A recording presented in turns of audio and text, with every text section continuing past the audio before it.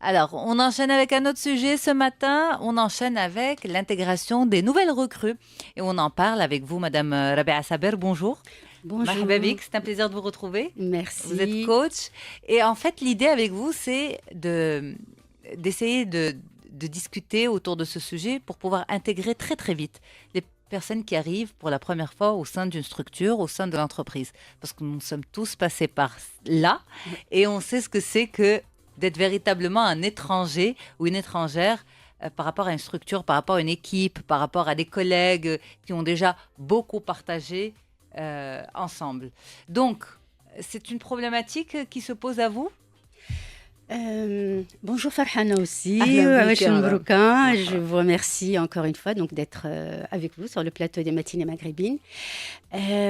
Sur ce thème-là, parce que effectivement, donc je suis coach, mais en même temps, j'ai une très très très longue expérience dans En l'entreprise. entreprise. C'est pour ça que ce sujet a Voilà, été choisi pour vous, en fait, qu'on vous a voilà, désigné pour en parler. exactement. Donc effectivement, l'intégration des nouvelles recrues est un vrai sujet aussi bien pour le nouveau salarié que pour l'entreprise, parce que c'est en fait la porte d'entrée, parce que le recrutement, Mm. il y a la première partie en amont, donc bah voilà, la définition des besoins, le profil, les entretiens, machin, la sélection. Mais un recrutement n'est réussi que si en aval, on réussit l'intégration de la nouvelle C'est vrai. recrue. Il suffit pas de recruter quelqu'un qui correspond au profil qu'on veut et puis le jeter dans la nature. Et puis effectivement, quand il débarque, waouh, pour avoir vécu ça et pour avoir vu dans le regard des autres cette panique, oui, C'est une véritable panique, en fait. c'est une véritable Une panique. appréhension. Oui, Tout à fait. et qu'il faut préparer quand même.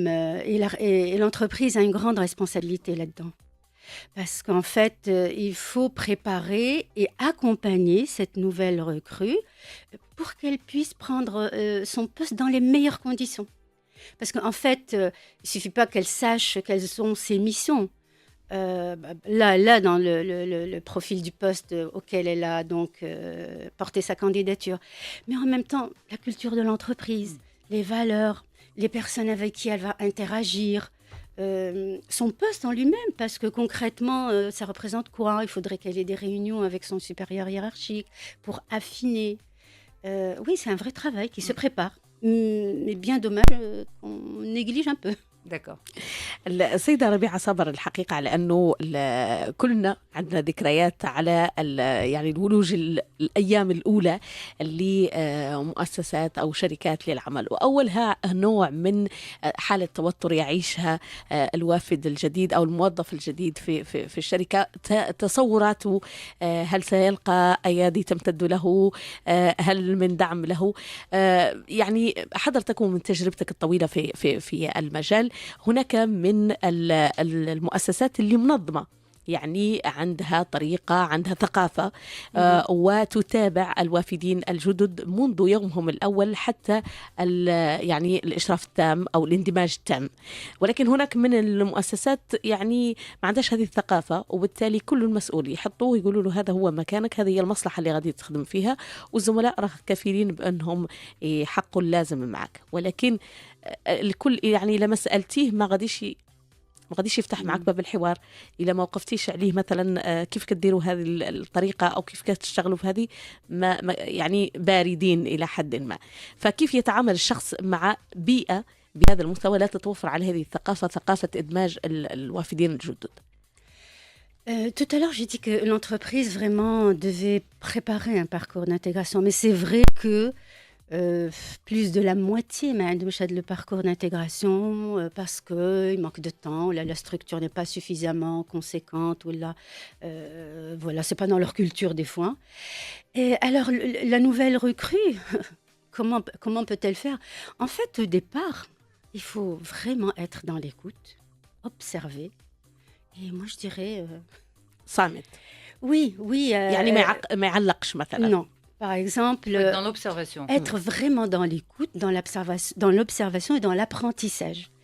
Et dans cet apprentissage, d'être vraiment, j'aime pas le mot se faire tout petit, mais c'est-à-dire si on a été recruté en tant que manager et tout ça, ben on n'a pas besoin déjà à l'entrée de monter sur ses grands chevaux, parce que l'équipe, pour qu'elle vous intègre, parce que c'est cool aussi la relation, eh ben, il faut qu'il y ait comme, comment dire, une certaine adaptabilité. C'est pas forcément lorsqu'on parle c'est vrai, vous avez raison, parce que lorsqu'on parle de l'intégration des nouvelles recrues, on pense souvent aux plus jeunes qui arrivent au sein de l'entreprise. Et donc, qui sont justement un petit peu dans leur coin parce que ça peut être leur première expérience. Mais comme vous le dites, ça peut parfaitement être un manager qui vient manager une équipe qui ne connaît pas. Tout le monde se connaît, sauf que lui ne connaît personne. Et là, les choses sont différentes. Oui. Elles sont très différentes dans la mesure où, humainement, on a toujours peur de cette personne qui vient, qui est étrangère. On ne sait pas quelle est son histoire, on ne sait pas comment elle va réagir. Et donc, il y a toujours comme un rejet quand même de la part des personnes, de l'équipe qui reçoivent. De l'équipe qui reçoit la nouvelle recrue. ولكن يعني الكولابوراتور او المشاركين المعنيين مستنيين او منتظرين من هذا الوافد الجديد على انه جاي وجايب الجديد معاه، يعني تسيير جديد، طريقه عمل جديده. Et puis il y a de la peur. وخصني نبين لهم آلية اشتغال جديدة. Alors vous parlez Mais pas bifé. Oui, alors on se met au niveau de la nouvelle recrue ou au niveau de l'équipe. السيناريو اللي قالت ياسمين هو مسؤول جديد جا المؤسسة. Oui, généralement, مسؤول جديد, il faudrait que vraiment, بحال اللي قلت tout à l'heure, que ce soit مسؤول ou là même à un niveau inférieur, vraiment être dans l'écoute, observer, apprendre. Voilà, écoutez, se donner combien de temps la période d'intégration, elle dure longtemps quand même, c'est long et complexe, parce que quand on parle d'intégration, la véritable intégration, c'est quand on fait partie réellement de l'entreprise, c'est-à-dire qu'on partage ses valeurs, c'est-à-dire qu'on se sent chez nous. C'est notre entreprise. Mais pardon, Rabia, de vous interrompre. Mais en avant, même temps, ce qui est délicat, c'est qu'on est dans le monde professionnel et on est tenu de livrer. Oui. Il faut travailler, il faut livrer. Par exemple, ce manager qui vient gérer un projet, manager une équipe, eh bien, il est tenu à un résultat. Il ne peut pas trop prendre son temps, le temps qu'il soit vraiment adopté. D'où l'importance et la nécessité de ce que vous étiez en train de développer au début de l'entretien, à savoir, il faut une culture de l'intégration des nouvelles recrues, une culture d'entreprise, une stratégie d'entreprise qui accompagne les nouvelles recrues. Parce que sinon, chacun va faire comme il peut. Exactement, comme il le sent. Et puis, ce qui est dommage, c'est que justement, on peut voir dans certaines structures des managers, directeurs qui sont juste balancés dans une équipe qui, des fois, est très importante, plus de 200 personnes. Et donc, c'est très compliqué et très stressant. Idéalement, idéalement, c'est d'avoir un parcours d'intégration. Ce parcours d'intégration, il peut durer entre 3 mois, 6 mois.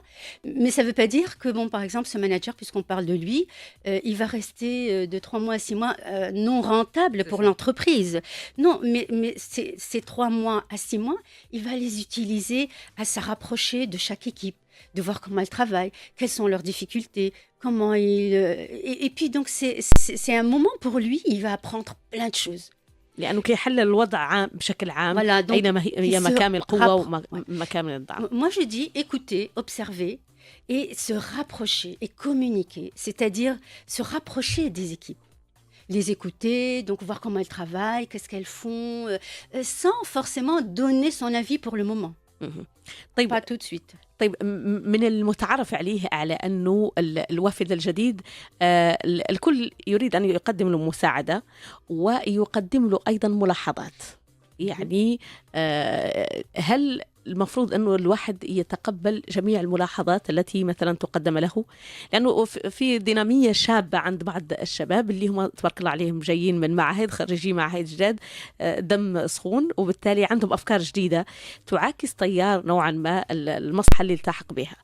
فهل يتقبل مثلا الرأي الآخر أو انتقاد إذا كان انتقاد؟